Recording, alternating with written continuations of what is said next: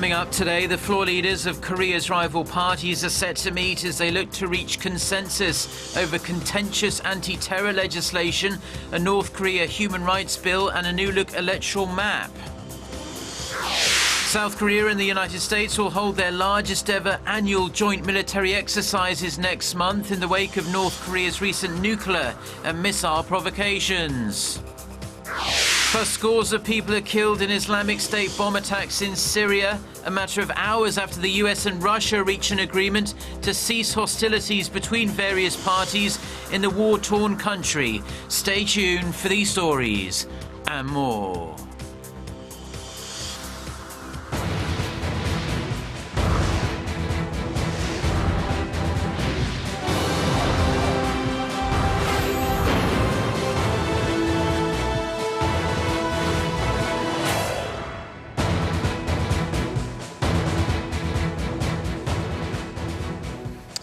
Hello and welcome. It's 6 a.m. on Monday, February 22nd here in Seoul. I'm Mark Broom and you're tuned in to our early morning edition of Arirang News. Our top story this morning, the South Korean government has slammed North Korea for its scathing personal attack on President Park Geun-hye for her policies towards the North. The North state-run Nodong Shinmun newspaper on Sunday referred to President Park as possessed, a traitor and a devil. Seoul's Unification Ministry condemned the North for its harsh rhetoric and emphasized that the strong sanctions currently in development by South Korea and the international community are to punish Pyongyang for its nuclear and missile provocations.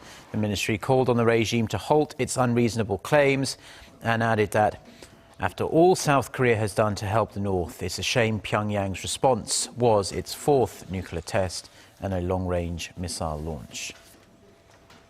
South Korea and the United States are reportedly in the final stages of setting up a working group on the possible deployment of the Terminal High-Altitude Area Defense System, or THAAD as it's more commonly known, to South Korea. A South Korean military official says the establishment of the group will allow the two allies to start negotiations on deploying the US missile defense system to the Korean peninsula. The director-level talks will focus on a wide array of issues surrounding the THAAD deployment, including the location of the battery and the management of the system. The South Korean government decided to open talks on the deployment after North Korea's recent nuclear test and long-range missile launch.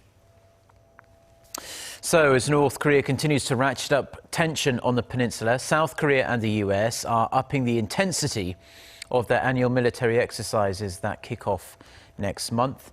For a preview of this year's Key Resolve and Foal Eagle combined drills, Kim Hyun-bin reports. South Korean military officials say that Seoul and Washington are planning to beef up their inland infiltration operations through an annual amphibious landing exercise called Sangyong. The exercise set to place next month during an annual set of drills between the two allies appears aimed at sending a strong message to Pyongyang to think twice before it conducts another provocation. It comes at a time of heightened tensions on the peninsula after North Korea's fourth nuclear test in January and its launch of a long-range missile earlier this month. In previous years, the Sangyong exercise was mainly focused on amphibious landings and securing the coastline. This year, it will focus on ways to target North Korea's nuclear and ballistic missile facilities, and will involve a combined 17,000 South Korean and American Marines, making it the largest since 2012. The exercise is expected to employ the USS New Orleans, an amphibious warfare ship that can transport 700 soldiers, and several V-22 Osprey aircraft, which are used for infiltration. The inland infiltration operation is part of the annual Key Resolve and Foal Eagle drills between South Korea and the US. The drills will be the largest of their kind and are slated to start March 7th. Kim Hyun-bin, Arirang News. Now, help is on the way for companies affected by the shutdown of the inter-Korean Kaesong industrial complex. Seoul's Unification Ministry says that from Thursday, it will issue a combined $267 million in insurance payments to the 112 companies registered with the Inter-Korean Economic Cooperation Fund. In addition, Finance Minister Yoo Il-ho says the government will consider supporting the 12 Kaesong companies that are uninsured. On Sunday, he said even though it was the company's responsibility to sign up for insurance coverage, given the unique circumstances of the current situation, the government will consider providing aid at an appropriate level. South Korea's rival parties are set to hold more discussions today on pending issues ahead of Tuesday's extraordinary session. The floor leaders of the ruling Saenuri Party and the main opposition Minju Party of Korea met on Sunday. They made some progress towards a compromise on a North Korea Human Rights Act and anti-terrorism legislation. The ruling party says it will cooperate with the main opposition party and the National Intelligence Service in reaching a final proposal before Tuesday. The main opposition party still has its reservations about the anti-terrorism bill, saying nothing has been decided yet. Discussions on the redrawing of South Korea's electoral map are expected to start once the anti-terrorism and human rights bills are settled. That issue is becoming increasingly urgent as the country is set to go to the polls in mid-April for a general election. Samsung Electronics has unveiled its latest Galaxy smartphone, the S7, at the Mobile World Congress in Barcelona. The new device looks similar to the previous S6 model, which includes a curved glass edition. It features either a 5.1 or a 5.5-inch screen and comes with an upgraded camera, upgraded battery, and also waterproof functions. Samsung's local rival, LG Electronics, is also unveiling its latest smartphone in Spain. LG has adopted a new modular-type concept for the G5. This allows users to swap different parts of the phone. The parts include 6 components such as virtual reality cameras, Bluetooth headsets, audio devices, and home CCTV controllers. The Mobile World Congress officially kicks off on Monday and will last for 4 days. And Samsung Electronics has been ranked in the top 10 in a US corporate reputation survey for the 3rd year in a row. The online reputation quotient conducted by Harris Poll gave the Korean tech giant over 80 points, putting it in 7th place among the 100 companies surveyed. Amazon topped the list with nearly 84 points, followed by Apple and Google. The reputation guide is measured by some 23,000 American consumers on 6 corporate dimensions, namely social responsibility, emotional appeal, products and services, vision and leadership, financial performance, and workplace environment.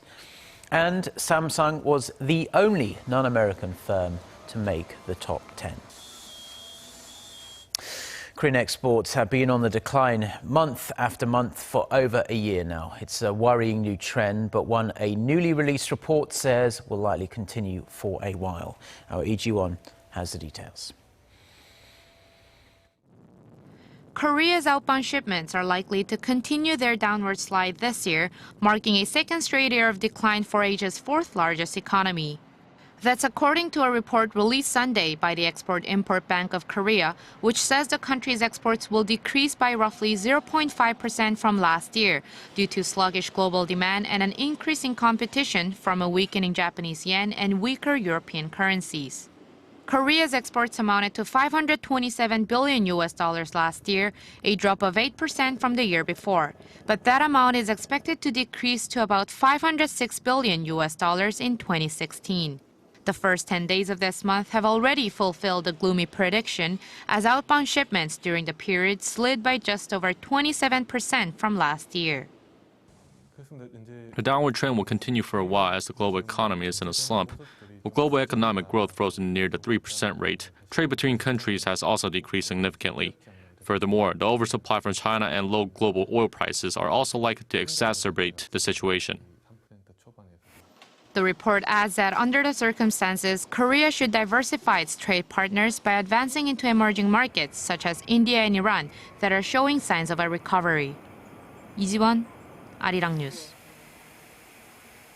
Now, tens of thousands of Chinese tourists made the short trip across the West Sea to Korea last week with the start of a major festival there. And while these tourists have been a boon for Korean retailers, experts say Korea will need to do more to keep Chinese visitors coming back in the future. Kim Min-ji has this report. Upwards of 150,000. That's the number of Chinese tourists who visited Korea this month during the week-long Spring Holiday Festival, an increase of nearly 20% from the year before. It's a time when the country's retail industry gets a big boost. During the week-long holiday period, local department stores saw their sales jump over 50%. So what were the most popular items? I got a bag, cosmetics, and local food products like ginseng. I often use Korean products. I think Korean bags and cosmetics are high in quality compared to the price. Due to the popularity of Hallyu, or the Korean wave, products and foods featured in local TV dramas or used by Korean celebrities have become must-have items. I bought some Korean cosmetics. They're very popular in China.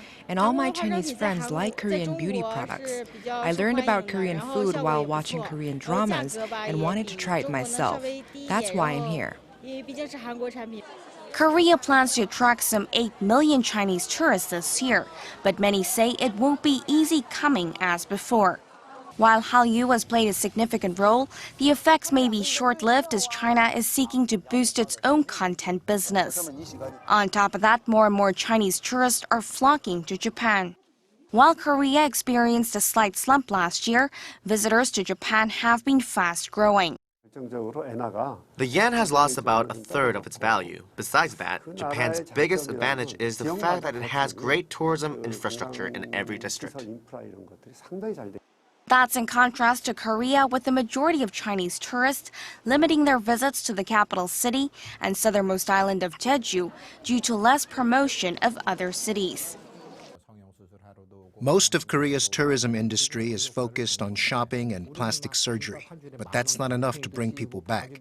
Korea also has a bad reputation of charging Chinese tourists more for street food and cab rides. Experts say Korea will need to focus on developing more substantial cultural and tourist attractions, in addition to building tourism infrastructure around the country, in order to give visitors a wider variety of experiences and, more importantly, incentive to return. Kim Min-ji, Arirang News. Now, in international news, the United States and Russia have reached a principal agreement to cease hostilities between various parties in Syria. U.S. Secretary of State John Kerry says the agreement came during telephone talks with Russian Foreign Minister Sergei Lavrov. He said Presidents Obama and Putin would speak in the coming days to complete the deal in principle. Russia's foreign ministry said the ceasefire conditions would exclude operations against organizations recognized as terrorist by the UN Security Council. And there's been more bloodshed in Syria. Twin car bomb blasts killed at least 57 people in the western city of Homs on Sunday in an attack claimed by the Islamic State militant group. The UK-based Syrian Observatory for Human Rights said at least 100 others were injured in the attack in the city's central Zahra district. A matter of hours later, at least 62 people were killed in a series of attacks, including a car bombing near a Shiite shrine south of Damascus. The attacks came a day after government advances against Islamic State. U.S. presidential hopefuls Hillary Clinton and Donald Trump scored big wins in crucial nominating contests over the weekend. For Clinton, who won the Nevada Democratic caucus with over 52% of the vote, winning the battle helped her regain momentum after her defeat in New Hampshire at the hands of rival Bernie Sanders, there with her husband Bill. On the Republican side of the fence, Donald Trump, that is, grabbed more than 32% of the vote to win the South Carolina primary and solidify his lead in the race to the nomination. Florida Senator Marco Rubio finished second, some 10% behind Trump. Jeb Bush, who performed pretty poorly in South Carolina, has now dropped out of the race. Next up for the remaining Republican candidates is their Nevada caucus on Tuesday.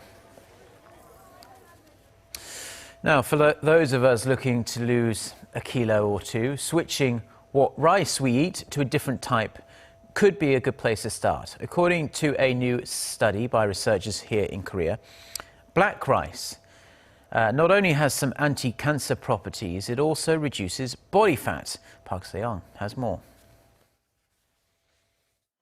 More people are eating different types of rice for a healthy lifestyle. Black rice contains one of the highest levels of anthocyanin antioxidants, which act as anti-cancer agents.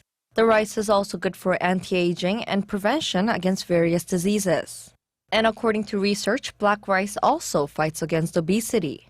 Substances found in the outermost layer of black rice, including anthocyanin, inhibit lipogenesis and fat absorption. The researchers fed 10 out of 20 mice with black rice extract for 3 months. Compared to the control group, the mice that were fed the extract saw nearly 26% reduction in obesity index and a 27.5% reduction in abdominal fat. Their blood cholesterol was also reduced by 10.5%. Postmenopausal women who took black rice extract capsules for 12 weeks also saw a more than 5% reduction in abdominal fat. Korea's Rural Development Administration will transfer its extraction technology of black rice to companies which will produce medicines and various health products. Park Geun-hye, Arirang News.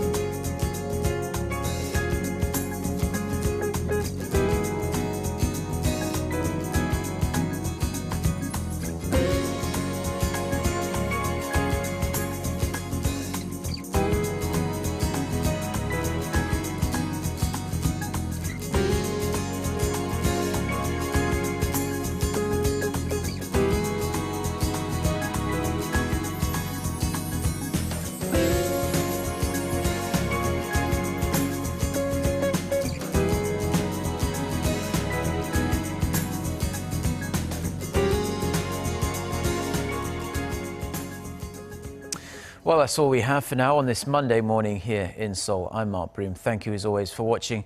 We do hope your week gets off to a great start, and we'll be back throughout the day with more newscasts. Until then, goodbye.